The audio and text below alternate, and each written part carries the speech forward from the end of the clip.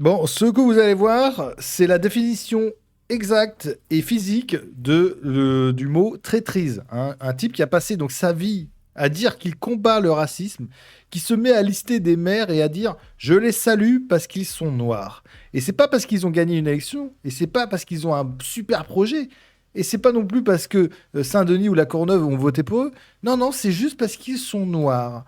Donc écoutez bien la phrase, hein, il le dit sans trembler et il enchaîne. On devrait faire allez, voilà, un banquet des maires noirs de France, un grand bras d'honneur aux racistes. C'est ça le bras d'honneur, hein. Donc tu prends des Français élus par des Français, tu les changes dans une case couleur, tu organises un truc juste pour cette case et tu appelles ça de l'antiracisme.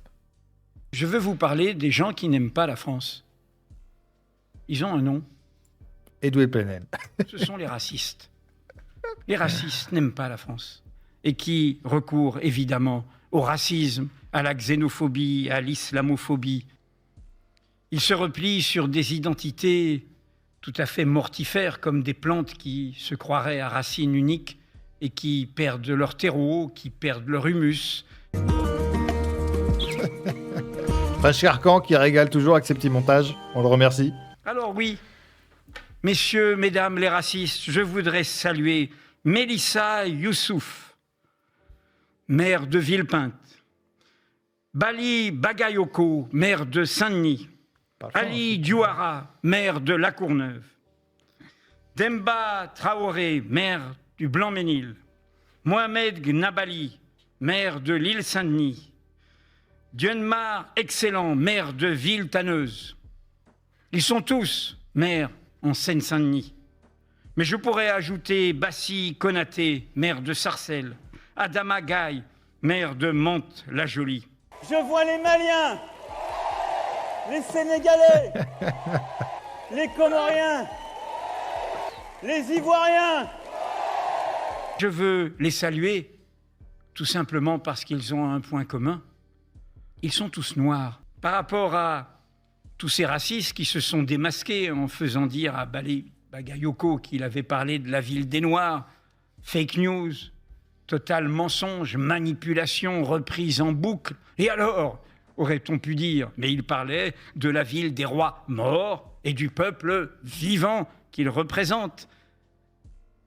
Et je voudrais les saluer en me disant qu'ils pourraient, après tout, faire un bras d'honneur et fêter toutes leurs élections en faisant un congrès, un banquet des maires noirs de France. Et pourquoi pas ?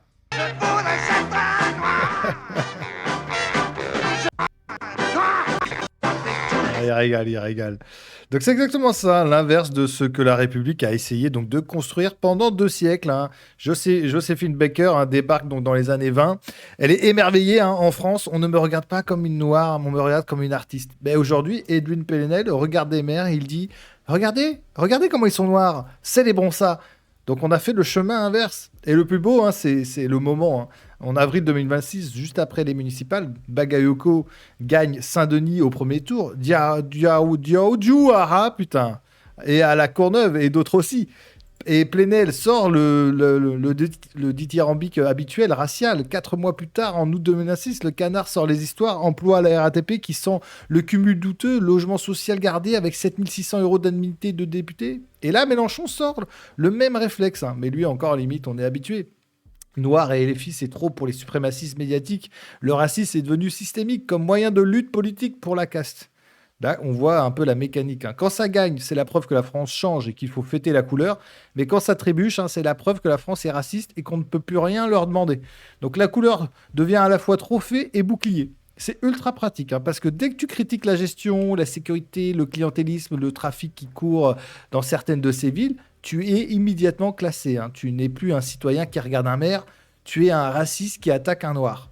Et pendant ce temps, les habitants de Saint-Denis et La Courneuve, eux, ils continuent de vivre dans des villes où le taux de pauvreté est monstrueux, où les dealers font la loi dans certains quartiers et où les services publics craquent.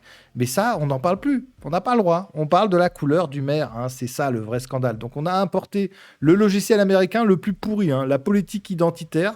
On l'a collé sur une république qui était justement construite contre ça.